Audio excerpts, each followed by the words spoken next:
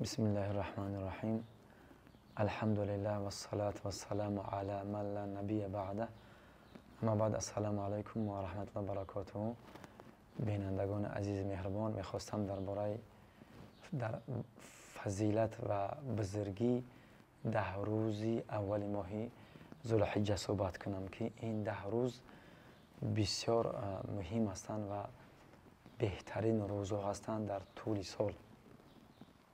یعنی در سال 365 یا 366 روز هستند، فقط همین 10 روزها بهترین روزها هستند. این روزها بسیار غنیمت هستند که قرآن و سنت ما و شما مسلمان بسیار تأکید میکنند که این روزها را یعنی غنیمت بشماریم و تا اون جایی که حد اکثر امکان باشد اعمال صالح عبادت زیاد بیشتر انجام بدهیم که الله تبارک و تعالی در سوره مبارکه فجر قسم یاد کردن به این روزها که اعوذ بالله من الشیطان الرجیم بسم الله الرحمن الرحیم والفجر وليال عشر.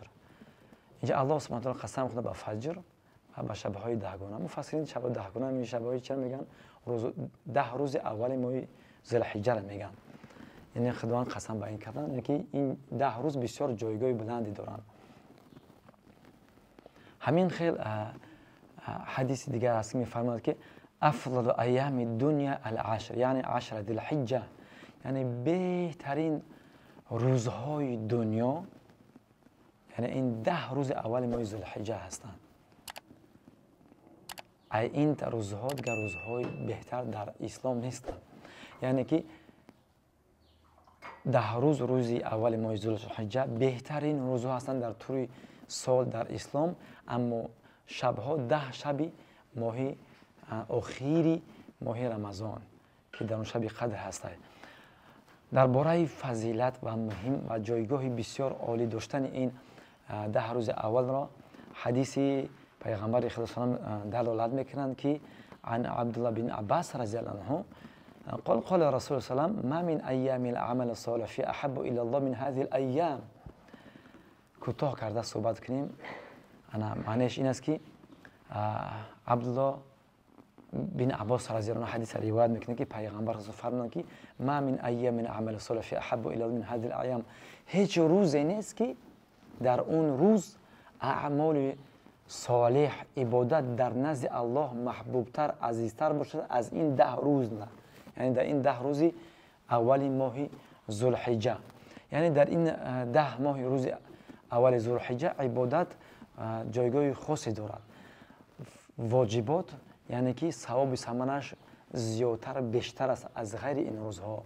نمازها و عبادت نافلی هم که چه است ثواب ثمرش بیشتر و زیادتر است از دیگر روزها. همین خیل انسان وقتی که دست میکشه از محرمات دوری میکند ثواب ثمرش از دیگر روزها در این روزها زیادتر است. تا حتی ببینید ادامه حدیث نه پیغمبر اسلام چی میفرمایند؟ قالوا یا رسول الله ولا الجهاد فی سبیل الله. یعنی اینجا وقتی که پیغمبر اسلام فرمود بهترین روزها همین 10 روز اول ذوالحجه است و اعمالش محبوبتر عزیزتر است در این 10 روزه اعمالش است از دیگر روزها. اصحاب پیغمبر خدا در فکر غلطیدن و گفتن که قالوا یا رسول الله ولا الجهاد فی سبیل الله. گفتن حتی یا رسول الله جهاد هم که برابر با اعمال شایسته و اعمال صالح این 10 روزه برابر نمیشن. بازم پیغمبر اسلام فرمودند که ولا الجهاد فی سبیل الله، حتی جهاد اعمال صالح هم با اعمال صالح این 10 روزه برابر نمیشوند. اینا در یاد داشته باشین. الا رجل خرج بنفسه و ماله فلم یرجع من ذلك بشیء، مگر اون انسانی که در راه خدا برآمد با جان و نفسش اما دیگر بر نگشت، یعنی که جانش به جانان تسلیم کرد، شهادت نصیب روزش کرد، این دیگر استثناء است. و الا که یعنی عبادت اعمال صالح کارهای نیک در این 10 روز در 10 روز اولی ماه ذوالحجه بهتر است از تمام عبادت ها. تا حتی در حدیث مقایسه شد با جهاد فی سبیل الله که جهاد برترین عبادت است و منزلت بسیار بلند و قلعه بلند اسلام است. و بسیار مهم است تا حتی عبادت هم در این 10 روزه یعنی که از اون بالاست، مگر استثنا بود که کسی که در راه خدا برآمد با جان و نفسش، یعنی که با مالش یعنی در راه خدا برآمد بر نگشت. همین خیل برای فضیلت این ماه 10 روز اول هم دیگر حدیث هم هست که معنیش به فارسی میگم وقتی زیاد نرود. عبدالله بن عباس رضی الله عنه مخصوص جابر بن عبدالله رضی الله عنه روایت میکنه که از پیغمبر اسلام فرمودن افضل ایام دنیا العشر، بهترین و بزرگترین روزهای دنیا العشر، یعنی که 10 روز است. کدام 10 روز؟ یعنی 10 ذی الحجه، 10 روزی اول ماه ذی الحجه هستند. بازم در همین حدیث عبادتی و اعمال صالح و شایسته که در همین 10 روز اول ماه ذی الحجه انجام میدهد، بازم مقایسه با بهترین اعمال که جهاد فی سبیل الله است، بازم مقایسه شد. بازم اینجا هم پیغمبر اسلام میگه که بازم جهاد فی سبیل الله با اعمال صالح در این 10 روزه برابر نمیشد، مگر همون انسانی که الا رجل عفر وجهه فی التراب، مگر همون مردی که صورتش در خاک آغشته شد، یعنی که اون انسانی که به خاطر الله خارج شد به مالش به جانش، به خاطر کلمت اعلای کلمت الله، بهترین چیزی که داشت مالکش بود که مال و خون و جونش بود در راه الله فداش کرد و شهادت نصیبش کرد، این دیگر بالاست. بنابر همین این 10 روز بسیار غنیمت هستند، هم از طرف قرآن هم از طرف سنت تاکید شدگی است. یعنی ما و شما به غفلت این 10 روز از دست ندهیم. این روز جمعه 7 ایون سر میشه، اول روزش، آخرش روز عید قربان است. یعنی که با برنامه‌ریزی دقیق و با حد امکان اعمال صالح زیادتر مولتر انجام بدیم، بیشتر انجام بدیم ان شاء الله. همه تمام اعمال صالحه، حتی کمترین اعمال صالحه دستی کم نگیریم.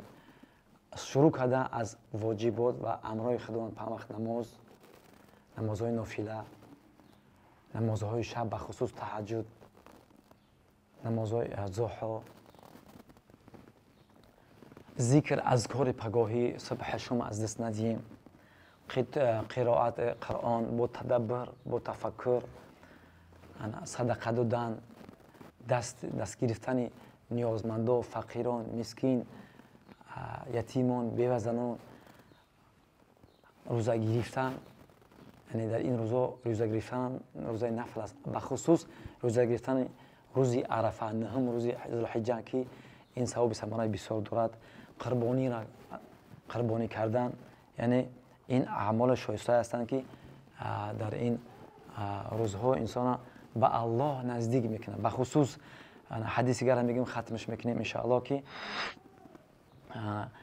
عبدالله بن عمر رضی الله عنه حدیث روایت میکنه که پیغمبر فرمود ما من ایام اعظم عند الله ولا احب الیه العمل فیهن من هذه الايام العشر. بازم تاکید بالای همین روزهاست که هیچ روز عظیمتر در نزد خدا از همین 10 روز و هیچ عمل محبوبتر، هیچ عمل صالح محبوبتر در این ایام و غیر این ایام نیست. فاکثروا فیهن من التهلیل و تکبیر و تحمید. پس در این روزها تحلیل که گفتن لا اله الا الله است و تکبیر که گفتن الله اکبر است و گفتن تحمید که گفتن لا اله الا الله است زیادتر بیشتر انجام بدهید. بنابر همین ما این 10 روز دست کم نگیریم، ان شاء الله غنیمت شما بشماریم. در آخر از الله سبحانه و تعالی درخواست میکنیم ما و شما را و تمام مؤمنان را موفق بگردونند در این روزا و دعا را برای فلسطین فراموش نکنید. و آخر دعوانا الحمدلله رب العالمین. السلام علیکم و رحمت الله و برکاته.